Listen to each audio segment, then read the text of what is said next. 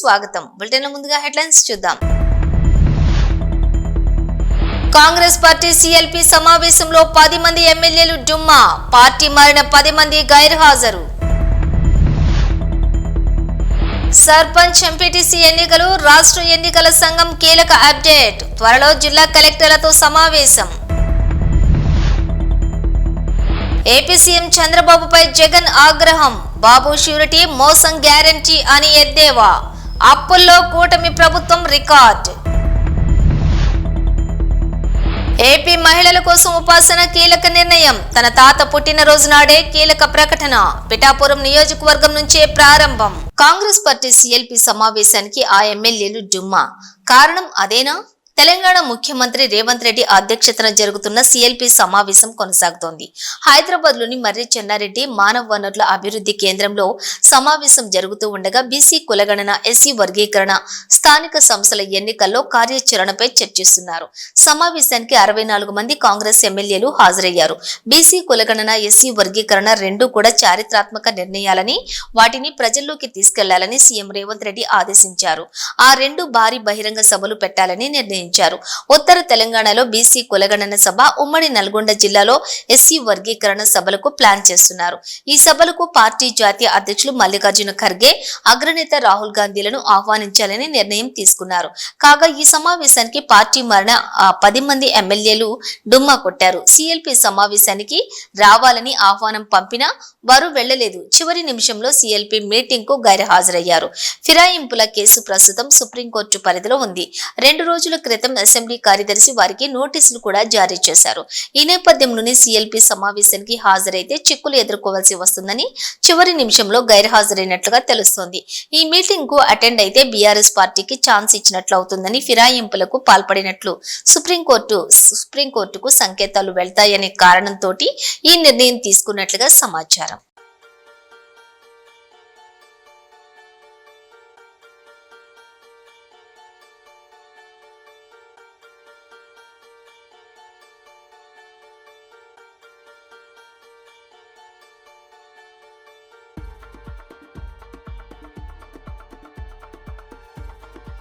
Sarpanch MPTC elections, రాష్ట్ర ఎన్నికల సంఘం కీలక అప్డేట్. త్వరలోనే తెలంగాణలో స్థానిక సంస్థల ఎన్నికల ఫీవర్ మొదలైంది. గ్రామాల్లో సర్పంచ్ ఎంపీటీసీ ఎన్నికలపై జోరుగా చర్చలు జరుగుతున్నాయి. ఎన్నికల్లో పోటీ చేసేందుకు ఆశావాహులు ఎదురు చూస్తూ ఉన్నారు. మరో 15 రోజులు ఎన్నికల షెడ్యూల్ కానుందని మంత్రి పొంగిలేటి శ్రీనివాస్ రెడ్డి హింట్ ఇచ్చారు. తాజాగా రాష్ట్ర ఎన్నికల సంఘం కీలక అప్డేట్ ఇచ్చింది. స్థానిక సంస్థల ఎన్నికలకు వేగంగా ఏర్పాట్లు చేస్తోంది. పోలింగ్ కేంద్రాలు, బ్యాలెట్ బాక్సులు, బూత్లు సిద్ధం కాగా ఎన్నికల నిర్వహణపై మాస్టర్ ట్రైనర్ కు శిక్షణ కూడా ప్రారంభించింది.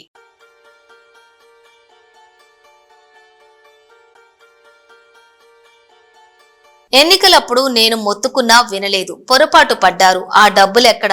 వైఎస్ జగన్ బాబు ష్యూరిటీ భవిష్యత్ గ్యారంటీ కాస్త 9 నెలల తర్వాత బాబు ష్యూరిటీ మోసం గ్యారంటీగా మారిందని ఎద్దేవా చేశారు. మాజీ ముఖ్యమంత్రి వైఎస్ఆర్సీపీ అధినేత వైఎస్ జగన్ ఈ 9 నెలల్లో కూటమి ప్రభుత్వం అప్పుల్లో రికార్డు బద్దలు కొట్టిందని, ఏకంగా 80,000 కోట్లు అప్పు తెచ్చిందని, అమరావతి నిర్మాణం పేరుతో మరో 52,000 కోట్లు అప్పులు చేయబోతుందని ధ్వజమెత్తారు. ఈ 9 నెలల కాలంలో మొత్తం అప్పులు 1.45 లక్షల కోట్లకు పైన ఉందని విమర్శించారు. రాష్ట్రంలో ఏ పథకాలు అమలు చేయటం లేదని, అలాంటప్పుడు 1.45 లక్షల కోట్లు ఎవరి జేబులోకి వెళ్తున్నాయని ప్రశ్నించారు. విజయవాడ లాంటి కార్పొరేషన్లో కూడా 49 స్థానాలు మనం అప్పట్లో గెలిస్తే తెలుగుదేశం పార్టీ కూటమి వీళ్ళకు వచ్చిన స్థానాలు 14, కమ్యూనిస్టులకు వచ్చింది 1. ఈ 49 స్థానాలకు మనం గెలిస్తే 64కు గాను వాళ్ళకు కేవలం 14 స్థానాలు ఉన్నప్పటికీ ఎన్నికలు అయిపోయిన తర్వాత రోజు నుంచి రకరకాల భయాలు, రకరకాల ప్రలోభాలు అదే పనిగా పెడుతూ ఒక 11 మందిని మాత్రం భయపెట్టో ప్రలోభాలు పెట్టో తీసుకోవడం జరిగింది. అయినప్పటికీ 38 మంది నిఠారుగా నిలబడ్డారు అని చెప్పడానికి గర్వపడతాను. ఎందుకు ఈ మాట చెప్తా ఉన్నాను అని అంటే దానికి కారణం కూడా ఒకటే. ఇన్ఫ్యాక్ట్ ఏ కార్పొరేషన్ చూసుకున్నా, ఏ మున్సిపాలిటీ చూసుకున్నా, రాష్ట్రంలో ఉన్న ఏ జెడ్పీటీసీ పరిధిలో ఉన్న ఏ మండలం తీసుకున్నా, అటు ఎంపీపీలైనా కానీ, అటు జెడ్పీటీసీలైనా కానీ, సర్పంచ్లైనా కూడా, ఏది తీసుకున్నా కూడా ఎన్నికలు అయిపోయిన తర్వాత 3 సంవత్సరాల తర్వాత లోకల్ బాడీ ఎన్నికలు జరిగితే అటువంటి ఎన్నికల్లో ఈ రకమైన రిజల్ట్స్తో రాష్ట్రమంతా క్లీన్ స్వీప్ చేసిన పరిస్థితి వైఎస్ఆర్సీపీ ప్రభుత్వం, మన ప్రభుత్వం.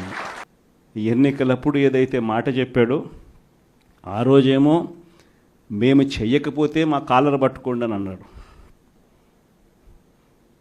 మరి ఈరోజు ప్రజలు కాలర్ పట్టుకుంటారేమో అని చెప్పి భయపడి రెడ్ బుక్ రాజ్యాంగం నడుపుతూ ఉన్నారు. ఈరోజు ఏమంటా ఉన్నారు? ఎన్నికలు అయిపోయిన 9 నెలల తర్వాత ఈరోజు ఏమంటా ఉన్నారు? సంపద సృష్టించడం ఎట్టనో నా చెవిలో చెప్తే నేను తెలుసుకుంటాను అంటున్నాను. ఇది వాస్తవాలు. ఇదే మాటలు ఎన్నికలకు ముందు నేను చెప్పా. చంద్రబాబు నాయుడు నమ్మడం అంటే చంద్రముఖిని నిద్ర లేపడమే అని. ఇదే మాటలు నేను ఎన్నికలప్పుడు చెప్పిన. చంద్రబాబు నాయుడు నమ్మడం అంటే పులి నోట్లో తలబెట్టడమే అని చెప్పి ఇదే మాటలే నేను చెప్పా. మేనిఫెస్టో ప్రజెంటేషన్ చేసేటప్పుడు ఇక్కడ ఇలా నిల్చుని ఇలా మేనిఫెస్టోని ఇలా చూపించా. మన మేనిఫెస్టోని ఇలా చూపిస్తూ వాళ్ళు చెప్పిన మేనిఫెస్టో హామీలను కూడా ఇలానే చూపిస్తూ చెప్పా. ఇది సాధ్యమయ్యేటివి కాదయ్యా చంద్రబాబు నాయుడు చెప్పేటివి. రాష్ట్రానికి సంబంధించిన బడ్జెట్ ఇది, మనం చేస్తూ ఉన్న బటన్లు నొక్కే కార్యక్రమం ఇది, దీనికే ఇంత డబ్బు ఖర్చు అవుతుంది. మరి చంద్రబాబు నాయుడు ఏమో 1,72,000 కోట్లు సంవత్సరానికి అయ్యే ప్రతిపాదనలు ఆయన చెప్తా ఉన్నాడు. సూపర్ 6లు మోసము, సూపర్ 7లు మోసము అని చెప్పి చెబుతూ మనమేం చేయగలుగుతాము అన్నది కూడా ప్రజలకు అర్థమయ్యేట్టుగా కూడా మేనిఫెస్టో సందర్భంగా కూడా చెప్పడం జరిగింది. ఏపీలో మహిళల కోసం రామ్ చరణ్ సతీమణి ఉపాసన గొప్ప నిర్ణయం. పిఠాపురం నుంచే ప్రారంభం. ఆంధ్రప్రదేశ్ లో గొప్ప కార్యక్రమానికి శ్రీకారం చుట్టారు. టాలీవుడ్ హీరో రామ్ చరణ్ సతీమణి ఉపాసన తన తాత పుట్టినరోజు సందర్భంగా పెద్ద మనసుతో కీలక ప్రకటన చేశారు. రామ్ చరణ్ బాబాయి AP deputy CM Pavan Kalyan ప్రాతినిధ్యం వహిస్తున్న పిఠాపురం నియోజకవర్గం నుంచి ఈ కార్యక్రమానికి శ్రీకారం చుట్టబోతున్నట్లు ప్రకటించారు. అపోలో సంస్థల ఉపాధ్యక్షురాలి హోదాలో ఉపాసన తన తాత అపోలో హాస్పిటల్స్ అధినేత ప్రతాప్ రెడ్డి పుట్టినరోజు సందర్భంగా ఈ కీలక నిర్ణయం తీసుకున్నారు.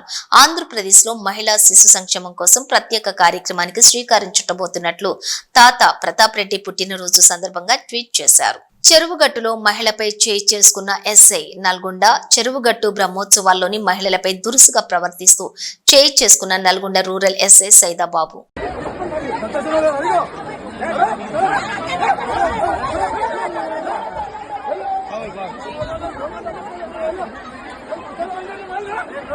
నారా చంద్రబాబు నాయుడు హామీ ఇచ్చిన విధంగా గీత వృత్తిదారులకు మద్యం దుకాణాల్లో 20% వాటా ఇచ్చి తీరాలి. గీత కార్మికులకు ఎక్స్గ్రేషియా పెంచి ఇచ్చింది వైఎస్ జగన్. షాప్ లైసెన్స్ కోసం ప్రయత్నించే బీసీలను చంపుతారని బెదిరిస్తున్నారు తెలుగుదేశం నేతలు. దోపిడీ లక్ష్యంగానే ఈ ప్రభుత్వం పనిచేస్తోంది. పై వాళ్లకివ్వాలంటూ వాటాలు మామూళ్లు కోట్లలో వసూలు చేస్తున్నారు. చెల్లుపోయిన వేణుగోపాలకృష్ణ. మేము వైఎస్ఆర్ కాంగ్రెస్ పార్టీ గీత కులాలకు రిజర్వేషన్ 20% ఇవ్వమని డిమాండ్ చేస్తూ ఉన్నాం. గీత కులాలకి మద్యం షాపుల్లో 10% కాదు వాళ్ళు మోసగించారు మీరు. 10% కాదు వాళ్ళు మోసగించారు మీరు. 20% ఇవ్వమండి, 20% ఇవ్వమండి. దానిలో మీ రాజకీయ ప్రయోజనాలు చూసుకున్నారు తప్ప నిజంగా కష్టంలో ఉన్నవాడి ప్రయోజనం చూడలేదు. కష్టంలో ఉన్నవాడి ప్రయోజనం చూడటం అంటే నిత్యము తాడెక్కేవాడు 3 సార్లు మృత్యుముఖంలోకి వెళ్ళి తిరిగి వస్తాడు. ఆ జీవనానికి ఆనాడు జగన్మోహన్ రెడ్డి గారు ఎక్స్గ్రేషియాని 5 లక్షల నుంచి 10 లక్షలకు పెంచాడు. ఎవరైతే పర్మనెంట్ డిజబిలిటీ ఉంటుందో వాళ్ళకి 10 లక్షలు ఇచ్చేటువంటి ఒక కార్యక్రమం చేపట్టాడు. అది కాదు నేను అడిగేది. ఇవాళ అది జరుగుతున్నా జగన్మోహన్ రెడ్డి గారు ఒక మంచి పని చేశాడు, మంచి అని చెప్తాం. మీరు చేయండి. ఏదైతే సొసైటీస్ ఉన్నాయో వాళ్ళు కదా నిజంగా కష్టపడుతున్న వాళ్ళు, వాళ్ళ జీవితాలు కదా మారాల్సింది ఎవరి జీవితాలు? కష్టంలో ఉన్న వాళ్ళ జీవితాలు. నిజంగా కళ్ళు గీత వృత్తి సొసైటీలుగా ఉండి ఎవరైతే పొందుతున్నారో చేస్తున్నారో ఆ జీవనం గడుపుతున్నారో వారి జీవితాలు బాగు కోసం ఈ మీరేదైతే కేటాయించినటువంటి 10% కాదు 20% మద్యం షాపులు కేటాయించండి. అంటే 10% కేటాయించారని ప్రజలు అడుగుతారని ఈ తప్పుని అంటే కోర్టుకెళ్ళి ఆపేసింది వైఎస్ఆర్ కాంగ్రెస్ పార్టీ అని చెప్పాలని మీరు చేసిన ప్రయత్నం విఫల ప్రయత్నం. ఎందుచేత నిన్నటి వరకు మద్యం వ్యాపారంలో ఉన్నది మీ శాసనసభ్యులు, వారి అనుయాయులు. వారి వ్యాపారం తగ్గిపోద్ది, మాకొచ్చే లాభాలు తగ్గుతాయని వారు చేసినటువంటి ప్రయత్నమే ఈ కోర్టుకు వెళ్ళేటువంటి ప్రయత్నం. కుప్పల తెప్పలుగా పిలిచి పడ్డాయన్నారు, కానీ కోర్టు ఊరటిచ్చిందని చెప్పారు. 2 మీరే రాశారు. కానీ నేను అడుగుతున్నది, దీనివల్ల ప్రయోజనం ఎవరికి? తెలుగుదేశం నాయకులు. దీనివల్ల ప్రయోజనం ఎవరికి? ఇప్పుడే చూశాను, ఇక్కడ మాచర్లలో ఒక గౌడ సోదరుడు తన లైసెన్స్ కోసం వెళ్తా ఉంటే అక్కడ శ్రీనివాసరెడ్డి గారని ఒక ఆయన తెలుగుదేశం నాయకుడు ఏ విధంగా దుర్భాషలాడి అతని పట్ల చంపుతామనేటువంటి ఒక మాట చెప్పాడో ఇప్పుడే టీవీలో చూస్తున్నాం.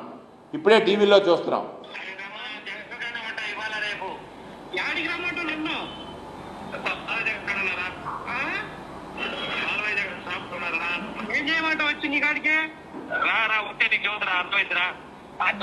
నాకు నా పవర్ ఏదో చూపిస్తారా? నీ పవర్ అయితే నీ కాడే ఉంచుతాను, వారి పవర్ వాళ్ళ కాడే ఉంటారా? నువ్వు మాట్లాడతారా? మాకు మాట్లాడే జరుగుతుంది. నేను మాట్లాడతారా? మాకు ఖచ్చితంగా సంతం 2 రోజులు కనబడితే ఎక్కడ కనబడ్డ సరే, ఎక్కడో కనపడుతూ ఉంటా. పందు కానీ జంక్షన్ కాడికి రారా? ఎమ్మెల్యే కాడికే పాపా ఇక్కడ ఎవరైతే ఒక గౌడ సోదరుడు లైసెన్స్ అప్లికేషన్ వేసుకుంటే తెలుగుదేశం శాసనసభ్యుడి అనుయాయుడైనటువంటి తెలుగుదేశం పార్టీ నాయకుడు ఏ విధంగా దుర్భాషలాడి అతన్ని చంపుతానని బెదిరించినటువంటి తీరు చూసినప్పుడు నేను ముందుగానే చెప్పాను, ప్రజాస్వామ్యం ప్రమాద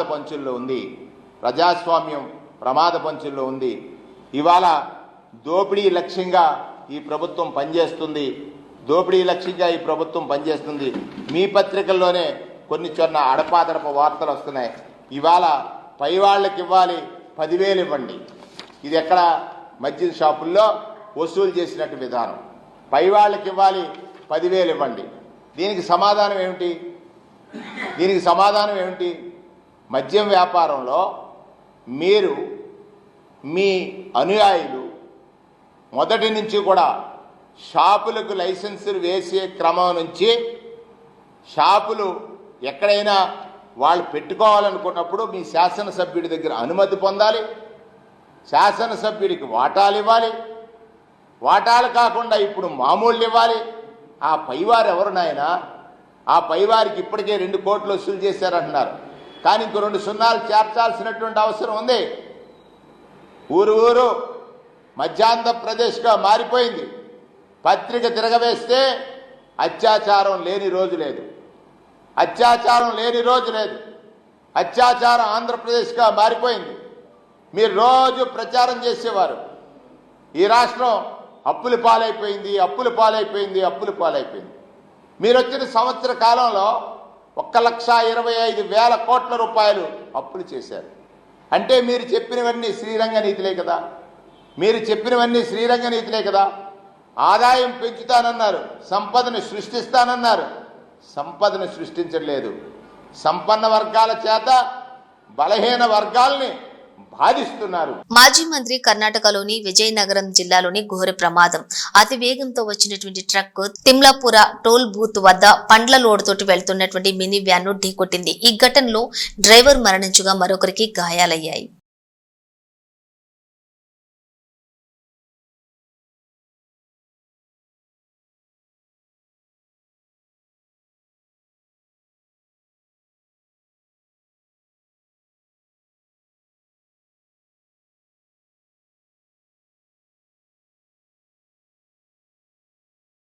డంపింగ్ యార్డు ఏర్పాటు ఎపిసోడ్ పతాక స్థాయికి చేరింది. తమ గ్రామంలో చెత్త డంపింగ్ యార్డు పెట్టే ఆలోచన ఉపసంహరించుకోవాలంటూ గ్రామస్తులు సెల్ టవర్ ఎక్కి ఆందోళనకు దిగారు. మరోవైపు అఖిలపక్ష నేతలు బంద్కు పిలుపునిచ్చారు. సంగారెడ్డి జిల్లా పటాన్చెరు నియోజకవర్గంలోని గుమ్మడిదల మండలం ప్యారానగర్లో చెత్త డంపింగ్ యార్డు పెట్టడాన్ని వ్యతిరేకిస్తూ నల్లవల్ల గ్రామంలోని స్థానికులు ఆందోళనకు దిగారు. కొందరు గ్రామ యువకులు సెల్ టవర్ ఎక్కి నిరసన తెలిపారు. అటవీ ప్రాంతంలో డంప్ యార్డు వద్దంటూ నినాదాలు చేస్తున్నారు. ఇప్పటికే డంప్ యార్డుకు వ్యతిరేకంగా గుమ్మడిదలలో బంద్కు అఖిలపక్ష నాయకులు పిలుపునిచ్చారు. హైదరాబాద్ చుట్టుపక్కల ప్రాంతాల్లో చెత్తను తమ గ్రామాల సమీపంలో వేసేందుకు డంపింగ్ యార్డును పెడితే సహించేది లేదంటూ గ్రామస్తులు తేల్చి చెప్పారు. ఈ వ్యవహారంపై 2 రోజుల నుండి వివిధ పార్టీల నాయకులు, కార్యకర్తలు, గ్రామస్తులు పెద్ద ఎత్తున ఆందోళనలు, నిరసన కార్యక్రమాలను చేపట్టడంతో గ్రామ యువకులు కూడా కదిలి వచ్చి సెల్ టవర్ ఎక్కి డంపింగ్ యార్డు పెట్టడాన్ని తీవ్రంగా వ్యతిరేకించడంతో అక్కడ వాతావరణం ఉద్రిక్తంగా మారింది. కాగా సెల్ టవర్ ఎక్కని యువకులను గ్రామస్తులు దించేందుకు పోలీసులు రంగంలోకి దిగారు.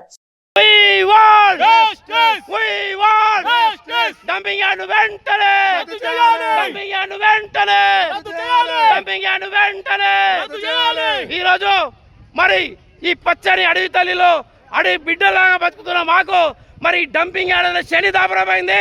మరి శని పోవాలంటే మా ప్రాణాలైనా పెట్టి మా భవిష్యత్ తరాన్ని కాపాడుకుంటాం.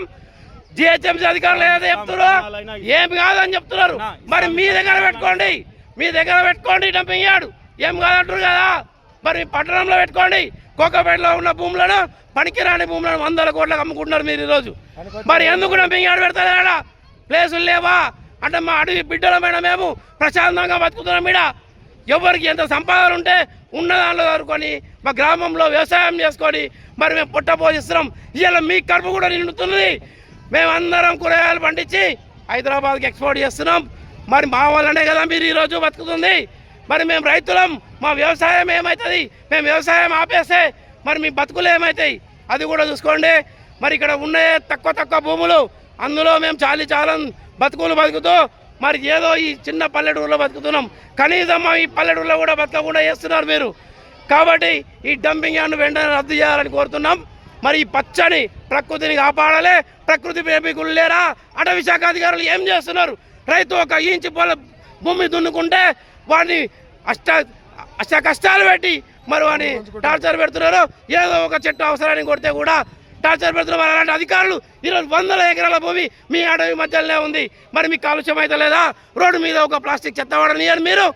రోజు చెత్త మనుషుల్ని పెట్టి మీ రోడ్డు పక్కన చెత్త ఏరేపిస్తున్న అడవి శాఖ అధికారులు మరి ఈరోజు హైదరాబాద్లో డంపింగ్ యార్డు, ఇంత పెద్ద డంపింగ్ యార్డు 150 ఎకరాలు పడుతుంటే మీరు ఏం చేస్తున్నారు? అడవి శాఖ అధికారులు ఎందుకు నిద్రపోతున్నారు? మీరెందుకు వ్యతిరేకిస్తలేరు? ఇది ప్రభుత్వాన్ని మనం వ్యతిరేకించాలి. ఈ డంపింగ్ యార్డ్ను పడకుండా మేము చూస్తామని. ఒకవేళ మీరు ఇట్లానే మొండి వైఖరి చేస్తే మేము మా ముగ్గురి ప్రాణాలను కూడా లెక్క చేయం. మా ఆత్మహత్య కారణం ఈ ప్రభుత్వం అవుతుంది, ఆ జిహెచ్ఎంసీ అధికారులది. మరి డంపింగ్ యార్డ్ ఆపాల్సిన అవసరం ఎంతైనా ఉంది. ఆపాలి.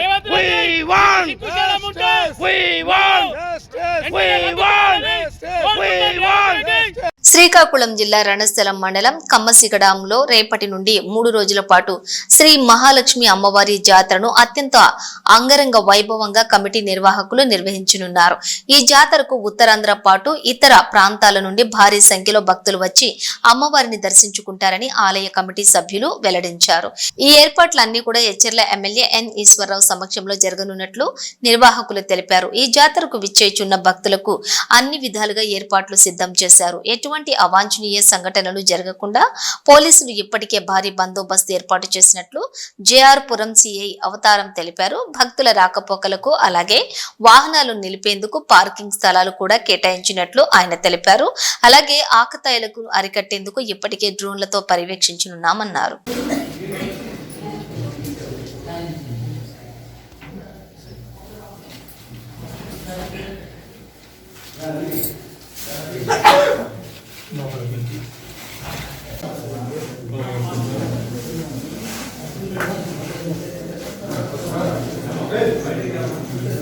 ఎమ్మెల్సీ అభ్యర్థి జీవి సుందర్ దూకుడు గ్రాడ్యుయేట్ ఎన్నికల్లో గెలిపే లక్ష్యంగా ప్రచారం.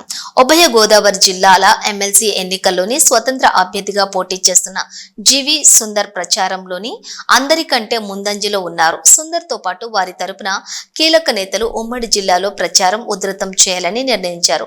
మాజీ ఎంపీ హర్షకుమార్ తనయుడుగా జిల్లాల్లోని అందరికీ సుపరిచితులు కావడంతో ప్రచారంలో దూసుకుపోతున్నారు. యువతకు ప్రాధాన్యం ఇస్తూ రూపొందించిన మేనిఫెస్టో అందరినీ ఆకట్టుకున్నాయి.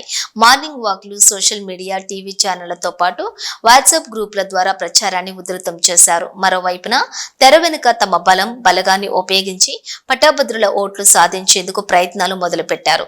ఉద్యోగ నోటిఫికేషన్లు, బదిలీ, పదోన్నతుల వంటి అంశాలతో పాటు ప్రధానంగా బలమైన గొంతుకగా శాసన మండలిలో వాణి వినిపిస్తామంటూ గెలిపే లక్ష్యంగా ప్రచారాన్ని కొనసాగిస్తున్నారు సుందర్. అందరికీ నమస్కారం అండి. నేను జీవి సుందర్, అమలాపురం మాజీ పార్లమెంట్ సభ్యులు హర్ష్ కుమార్ గారి అబ్బాయిని. నాన్నగారు చెప్పినట్టుగా ఈస్ట్ వెస్ట్ గోదావరి గ్రాడ్యుయేట్స్ నియోజకవర్గం నుంచి నా ప్రాతినిధ్యం వహించడానికి ఒప్పుకుని మీ అందరి ముందుకి గ్రాడ్యుయేట్ ఎమ్మెల్సీ కంటెస్టెంట్గా వచ్చాను. అయితే నన్ను ఈస్ట్ వెస్ట్ గోదావరి గ్రాడ్యుయేట్ ఎమ్మెల్సీగా నిన్ను పోటీలో నించోబెడతాను అని నాన్నగారు నాకు చెప్పిన తర్వాత నేను ఒకటే ఆలోచించుకున్నాను. నాకు యూజువల్గా ఏ పని చేసినా కానీ కొంత హోంవర్క్ చేసుకోవడం అలవాటు. ఆ హోంవర్క్లో భాగంగా నా ముందు పోటీ చేసి నగ్గిన ముగ్గురు గ్రాడ్యుయేట్ ఎమ్మెల్సీల యొక్క పనితీరు రైట్ టు ఇన్ఫర్మేషన్ యాక్ట్ పెట్టుకుని తీయించుకోవడం జరిగింది.